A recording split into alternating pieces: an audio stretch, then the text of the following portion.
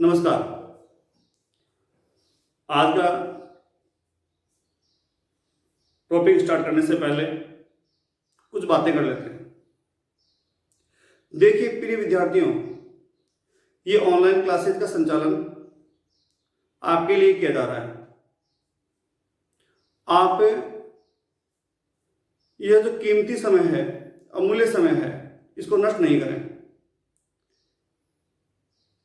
जब मान लीजिए आप कहीं बाहर अध्ययन कर रहे हैं, किसी बाहर शहर में रहते हैं, कंपटीशन एग्जाम की तैयारी कर रहे हैं, आपके घर वालों के द्वारा आपको फिक्स जेब खर्ची दी जाती है। मान लीजिए 5,000 रुपये दिए महीने के। अब आप उन 5,000 रुपये को यूं ही खर्च कर देंगे या फिर सोच समझ कर खर्च करेंगे? तो आपका जवाब होगा सोच समझ कर खर्च करेंगे, क्योंकि उन 5,000 रुपये से हमें पूरा महीना गुजारना है। तो आप जिस प्रकार से 5,000 रुपये जो आपको मिले हैं, फिक्स हैं, निश्चित हैं, उनको आप सोच समझ करके खर्च करते हैं, तो समय भी तो फिक्स है, वापस नहीं लौट के आएगा। तो आपको समय को भी सोच समझ करके खर्च करना चाहिए। कुछ महान पुरुषों ने कहा है, समय को आप नष्ट करेंगे तो समय आपको, आगे मैं नहीं कहूँगा, आप समझ जाएंगे। इसलिए आप समय को गंवाएं नहीं और इन ऑनलाइन क्लासेस का फायदा उठाएं। धन्यवाद। अब बात करते हैं आज की क्लास की। देखिए, हमने पहले कूलाम का नियम पढ़ा, फिर कूलाम के नियम का सदिश रूप कल पढ़ लिया। बात यह आती है कि कूलाम के नियम का सदिश रूप जो था उसका मतलब क्या था, क्यों पढ़ा हमने? कूलाम के नियम और कूलाम के नियम के सदिश रूप में अंतर क्या है, अंतर मालूम करें।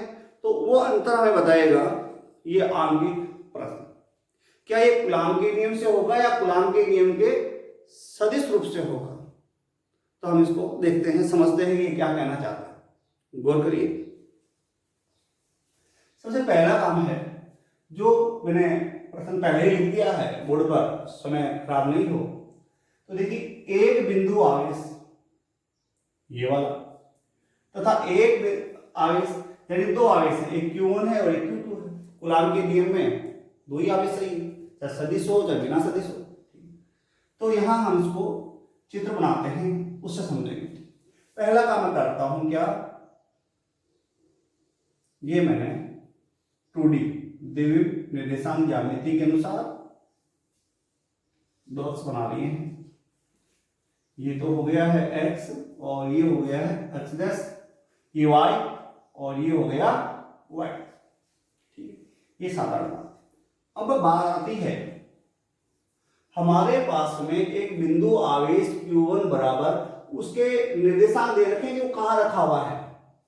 ये Q1 आवेश है। देखो, पहली बात तो ये कि यहाँ खाली स्थान, मैंने आपको जब बताया कि मात्रा की बात की थी तो बताया था कि जो किताब में खाली जगह है कई जगह, तो ये मिस प्रिंट है, यहाँ पे से प्रिंट हुआ नहीं है। तो यहाँ पे आपको क्या लिखना है, माइक्रो लिखना है। माइक्रो मतलब 10⁻⁻⁶। इसमें भी आप माइक्रो लिख देंगे। अब आती है कि एक बिंदु आवेश Q1 बराबर, ये क्या है, ये निर्देशांक है, बिंदु के निर्देशांक दे रखे।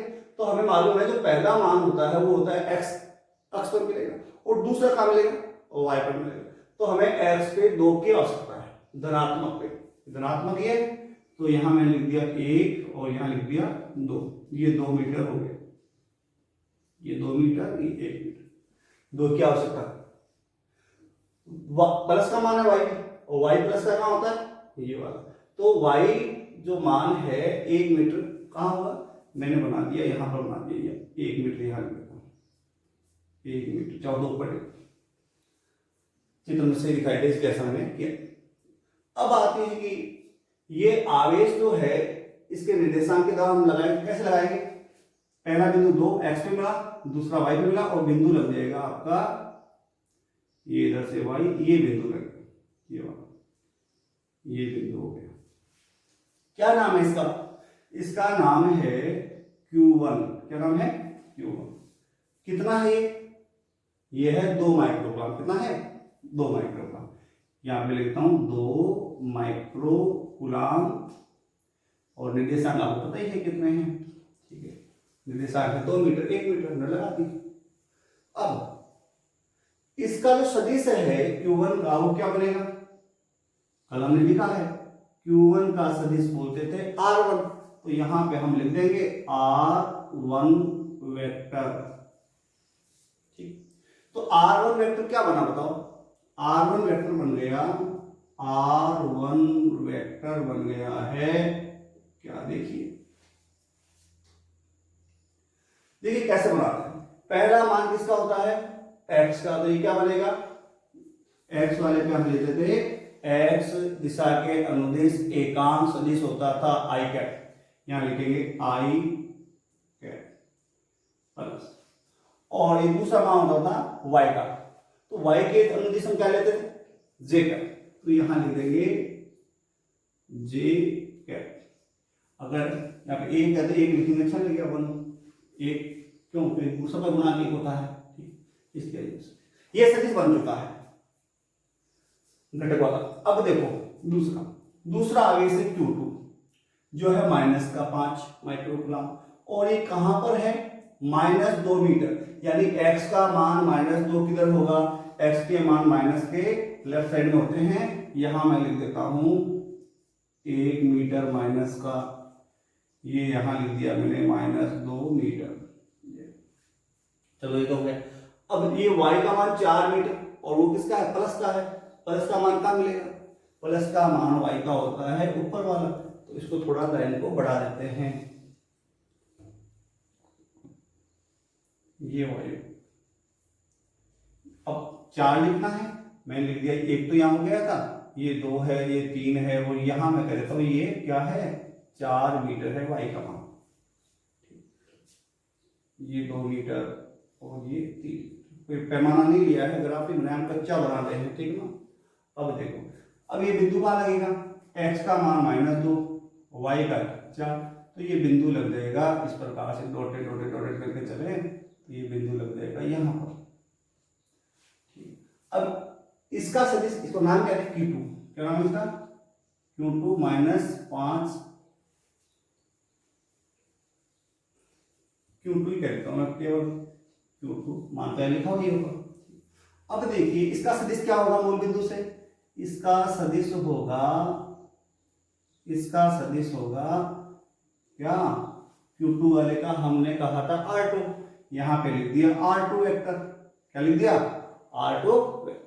समझने का प्रयास करो आप, जब तक ये नहीं समझेंगे आप तब तक आपको वो डेरिवेशन वगैरह समझ में नहीं आएंगे, ज्यादा से ज्यादा एग्जाम्पल वगैरह आप हल करें। अब देखो R1 भी हो गया R2 भी हो गया, तो ये R2 बनेगा क्या, R2 बनेगा, तो पहला मान किसका होता है x का, ये होता है -2, यहाँ पे x में सदिश क्या होता है i कैप, यहाँ लिख देंगे -2i कैप प्लस क्या होगा y का मान क्या है 4, और y दिशा में क्या होता है एकांक सदिश j कैप, तो यहाँ लिख देंगे j कैप। ये हमारे पास में R1 और R2 वेक्टर बन गए।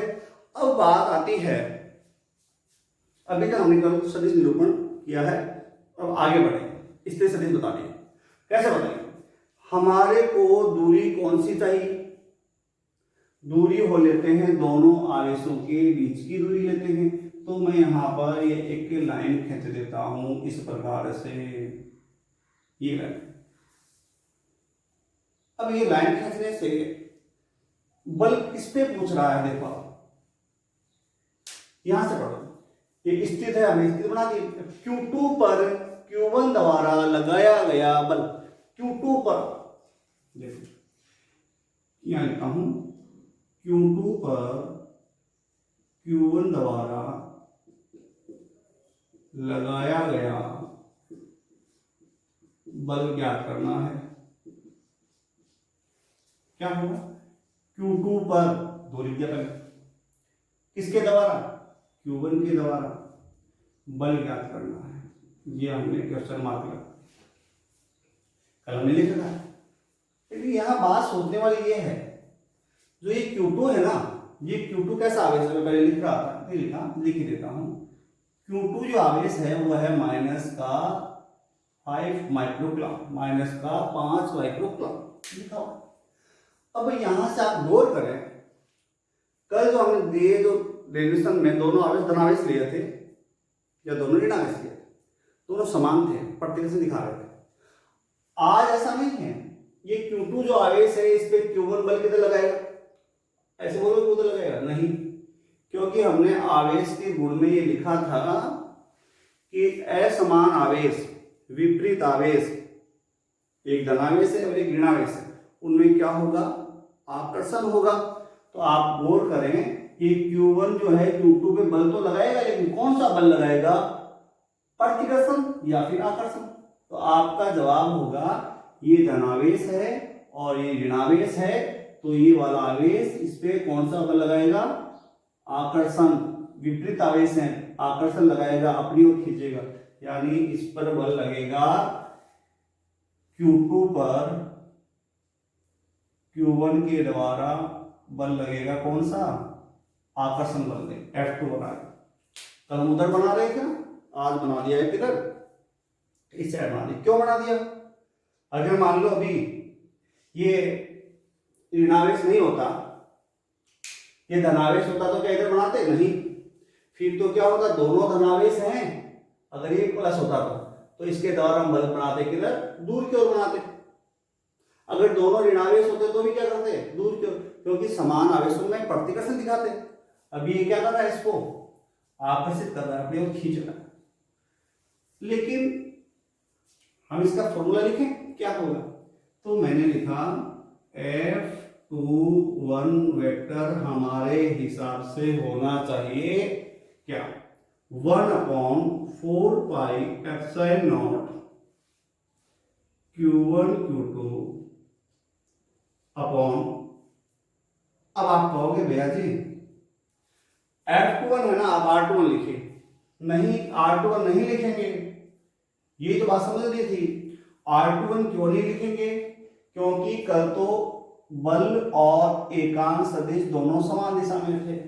आज बल की दिशा तो ये है, Q2 में बल निकालना है और सदिश किसका लेना है, Q2 का स्थिति सदिश किसके सापेक्ष, Q1 के। वही कल वाला तरीका, सेम टू सेम, केवल बल की दिशा चेंज हुई है।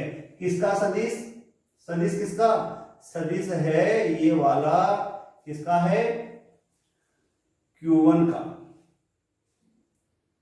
किसके सापेक्ष, Q2 के। यानी कहने का मतलब हुआ, इसने कहा Q2 पे Q1 के द्वारा बल निकालो, हमने लिख दिया Q2 पर Q1 द्वारा लगाया गया बल, ठीक है। लेकिन यहाँ R12 वेक्टर क्यों ले रहे हैं, क्योंकि इसके कारण जो एकांक सदिश है उसकी दिशा के अनुदिश होगा, इसलिए हम ले रहे हैं Q1 का स्थिति सदिश किसके सापेक्ष, Q2 के सापेक्ष। Q1 का सदिश है और किसके सापेक्ष है, Q2 के सापेक्ष। तो यहां पे हमने लगा दिया तीर का निशान। अगर कल के अनुसार लेवे तो हम क्या लेते, कल के अनुसार तो ये लेना चाहिए था, U लेना चाहिए था, R2 लेना चाहिए था, लेकिन वो कब लेते, जब बल दोनों समान आवेश होते, बल U होता, तो हम क्या लेना पड़ता, हमें R21 लेना होता। यानी बल की दिशा के अनुदिश स्थिति सदिश का एकांक सदिश होता है, ये हमें आज लेना पड़ेगा। तो देखो यार, आज ये सदिश हमने नहीं लिया है, ये वाला लिया, क्योंकि बल की दिशा किधर है, Q1 की ओर है, और उसी में एकांक सदिश हमें लेना होगा। तो यहाँ क्या लिखेंगे, इस बात पे गौर करना, R12 वेक्टर के मापांक का क्यूब इंटू R, एक बार पूरा लिख देता हूं फिर आगे करते हैं, इंटू R12 वेक्टर। अब इसको हल करके लिखते हैं आगे, हमने कल किया, दोबारा नहीं करेंगे आज, हमें मालूम है कैसे आया था, त्रिभुज नियम से आया था। यहाँ हो जाएगा 1/4 pi epsilon not Q1 Q2 R12 की जगह क्या लिखना होगा, आपको को याद होगा, कल लिखा है हमने, प्राप्त किया है। R12 के स्थान पे आता है R1 vector minus R2 vector के मापांक का cube into R1 vector minus R2 vector. अब क्या करना है, मान लिखने हैं इस फॉर्मूले में, तो हमारा काम हो जाएगा। मान लिखते हैं, यहां लिख देता हूं मैं मान, थोड़ा इस लाइन को छोटा कर, यहां पर मैं ये लाइन खींच करके इसे आगे थोड़ा मान रख करके हल कर देता हूं। क्या होगा, सुनिए, Q2 पर Q1 के कारण आकर्षण बल Q1 की ओर, तो Q1 की ओर वाला ही हमें सदिश लेना होगा।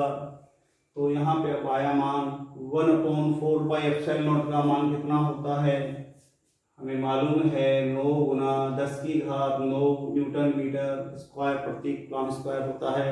हमने कूलम के नियम में लिख रखा है। अब Q1 के स्थान पर क्या लिखें, अब बोलोगे Q1 के स्थान पर लिखो, कितना लिखो Q1 के स्थान पर, ये रहा 2 माइक्रो कूलम, तो यहाँ लिख दिया 2 गुणा माइक्रो मतलब क्या होता है, माइक्रो मतलब होता है 10 की घात माइनस 6, तो माइक्रो की जगह लिखा 10 की घात माइनस 6। ठीक, अब बात आती है कि Q2 के स्थान पर क्या लिखें, तो Q2 की जगह लिखोगे, Q2 के स्थान पर क्या लिखोगे, अब जगह नहीं है बोर्ड पर, Q2 के स्थान पर लिखेंगे आप, मान है कितना 5 गुना 10 की घात माइनस 6 माइक्रो की जगह। अब ये नहीं सोचना है कि माइनस क्यों नहीं लिया, क्योंकि हमने कहा था आवेश के मान परिमाण लेना है। ठीक है, अब बचा यहाँ पर ये R1 vector minus R2 vector हमें रखना होगा। इसको मैं साइड में निकाल देता हूँ ताकि हम सीधा वहां पे लिख पाए। यहाँ चूंकि लगा करके मैं मान निकाल लेता हूँ किसका, R1 vector minus R2 vector. आप चाहें तो वहां कर सकते हैं, मैंने जगह के अभाव में यहाँ निकाला है, और सही भी है, निकालना भी चाहिए ताकि क्या हो, गलत होने की संभावना नहीं हो। R1 माइनस R2 वेक्टर क्या होगा, R1 वेक्टर में बना रखा है,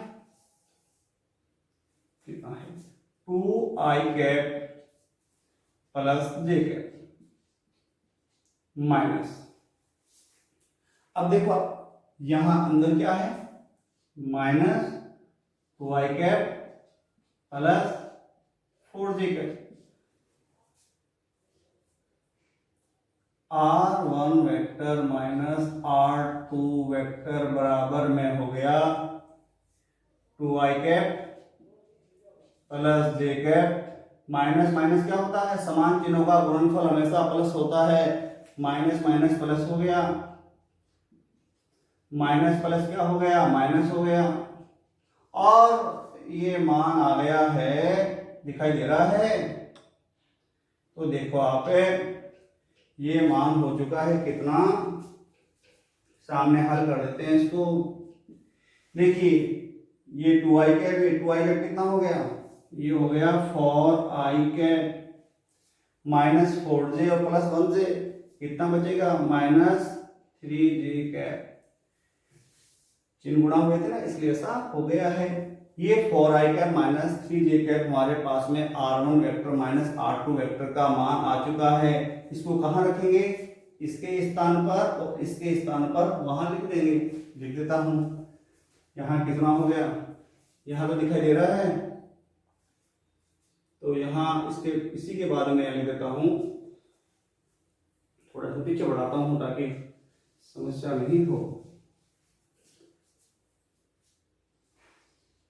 यहाँ लिख दिया मैंने F21 वेक्टर Q2 पर Q1 के द्वारा बल 1/4 के स्थान पे मैंने लिख दिया 9 गुना 10 की घात 9, Q1 के स्थान पे मैंने लिख दिया 2 गुना 10 की घात माइनस 6, Q2 के स्थान पे लिख दिया मैंने, हमेशा प्लस ही लेना है, परिमाण लेना है 5 गुना 10 की घात माइनस 6, और यहाँ पर क्या आ जाएगा, इसका मान लिख दिए हैं, Q1 का लिख दिया, Q2 का लिख दिया, ये मान हमने यहाँ प्राप्त कर रखा था यहाँ पे लिख दिया 4i cap, 4i cap minus j cap बटा, इसके अंदर भी लिख देते हैं हम बटा में, कितना है देखो 4i cap minus 3j cap और ये मापांक का क्यूब। अब गौर करना, F21 वेक्टर बराबर में इनको मल्टीप्लाई गुणा कर लेंगे, 9 को 2 से करेंगे कितना आएगा 18, 18 को 5 से करेंगे कितना आएगा 90, यहां लिख दिया 90। और ये 10 की घात को हम थोड़ा हल करते हैं, माइनस है माइनस, गुणा के अंदर आधार समान हो तो घातें जुड़ती है, यहाँ भी 10 है आधार, यहाँ भी 10 है, तो गुणा में क्या होती है घातें जुड़ती है। तो 6 6 कितने हो गए 12, माइनस के 12 हो गए, ठीक है। यहाँ में लिख दिया 10 की घात 9 तो ये है और 10 की घात माइनस 12 हो गई। अब देखो 5 को 2 को 9 को तो पलटे गुणा कर दिया और घातों को, ये माइनस 12 हो गई माइनस की, और ये प्लस की 9 पहले थे, यहाँ गुणा में चल रहा है 4i cap minus 3j cap but. अब सोचने वाली बात, मैं इसको पूरा हल इसलिए करवा रहा हूँ कि आगे के जो एग्जाम का उदाहरण जो है या आंकिक जो है इस प्रकार के वो आप हल करेंगे तो आप इस प्रकार से उनको व्यवस्थित रूप से हल करने का प्रयास करें। अब ये है ना, ये समझ में आता है कि इसका क्यूब खोल रहे हैं, मैं इसमें आता है ना a माइनस बी का whole cube, a cube minus 3ab 3a square b plus 3b square minus b cube, नहीं खोलना है। ये है, इसका मतलब है मापांक, और इसको कैसे हल करते हैं, परिमाण को हम आई कैप के 11 में पढ़ा है ना सदिश वाला टॉपिक, उसमें आई कैप के गुणांक का स्क्वायर प्लस जे कैप के गुणांक का स्क्वायर का अंडर रूट, ऐसे होता था। देखिए ए वेक्टर बराबर में ax आई कैप प्लस ay जे कैप होता था। आप परिमाण निकालते थे ए वेक्टर का, कैसे निकालते थे, आई कैप के गुणा का स्क्वायर जे कैप के गुणा का स्क्वायर और अंडर रूट। ये हमने प्राप्त किया था कि ये कैसा क्यों करते हैं, प्राप्त किया हुआ है 11th में, अब पूरी बात नहीं कर सकते, ठीक है। हाँ समस्या आती है तो आप कमेंट्स में आप पूछ सकते हैं, ठीक है, या मेरे नंबर पे पूछ सकते हो, ठीक है। अब तो यहाँ पे हो गया आई कैप के गुणा का स्क्वायर क्या होगा,